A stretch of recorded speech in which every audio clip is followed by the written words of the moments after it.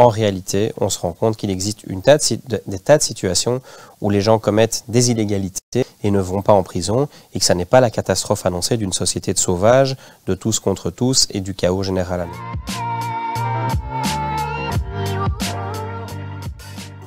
Alors, je m'appelle Harold Sachs, je suis avocat au barreau de Bruxelles, avocat en droit pénal principalement, et je suis coprésident de la section belge de l'Observatoire international des prisons, qui est donc une association qui milite pour le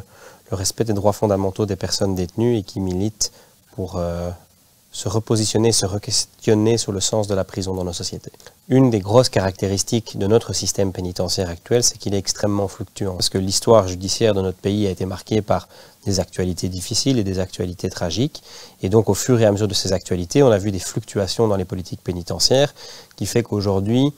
on est dans une espèce de modèle hybride où à la fois on a dans le discours politique des messages qui consistent à dire la prison occupe une place qui n'est pas bonne dans nos sociétés parce qu'on a trop recours à la prison, parce que la prison reste une mauvaise solution dans la majorité des situations, mais tout en ayant un discours qui est assez sécuritaire et qui donc a tendance, comme conséquence directe ou indirecte de certaines décisions, à augmenter le recours qu'on peut avoir à la prison.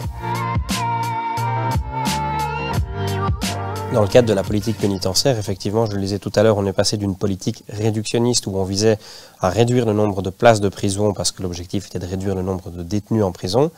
à une politique expansionniste où à partir de 2012, on a eu des master plans qui ont consisté à programmer la création de nouvelles places de prison. Toujours avec l'argument, entre guillemets, de lutter contre la surpopulation carcérale, qui est en réalité un faux argument puisqu'on sait historiquement, statistiquement, que lorsqu'on construit des nouvelles places de prison, on remplit très rapidement ces nouvelles places et que les phénomènes de surpopulation carcérale s'aggravent. On a fait le choix donc d'étendre le parc carcéral à partir de 2012 et cette extension du parc carcéral a été pensée selon différents modes de financement, dont toute une série de prisons selon le mode de financement du partenariat public-privé. Alors le partenariat public-privé, c'est quoi par rapport aux prisons? C'est l'État qui confie le design de la prison, la construction de la prison, le financement, la construction de la prison et la maintenance de la prison à une entreprise privée. Là où ça pose de gros problèmes, c'est d'une part le coût de ces méga-prisons, parce que souvent c'est des grosses prisons qui sont construites comme ça. Ça pose un problème de coût puisqu'on a évalué le fait que c'était globalement beaucoup plus cher à faire que lorsque l'État le finançait lui-même. Et donc premier problème, un problème de coût qui vient s'ajouter au problème de légitimité et d'efficacité de la prison, qui est déjà un problème connu. Deuxième problème, c'est un problème de contrôle démocratique par rapport à la construction de ces méga-prisons. Il n'est pas possible de savoir combien l'État belge va débourser annuellement pour la prison de Harren.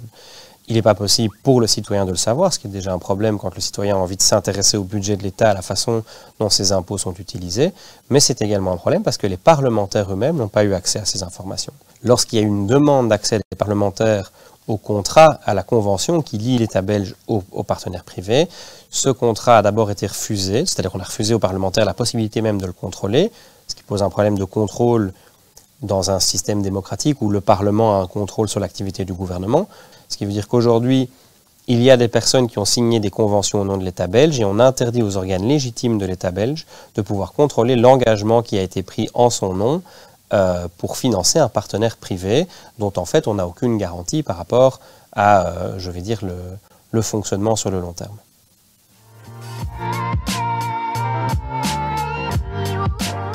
Alors le stéréotype reçu sur la prison ou l'idée à déconstruire par rapport à la prison, c'est imaginer que l'on ne peut pas se passer de la prison. Je crois qu'il faut vraiment arrêter de réfléchir comme ça parce qu'en réalité, on se rend compte qu'il existe des tas de situations où les gens commettent des illégalités et ne vont pas en prison et que ça n'est pas la catastrophe annoncée d'une société de sauvages, de tous contre tous et du chaos général annoncé.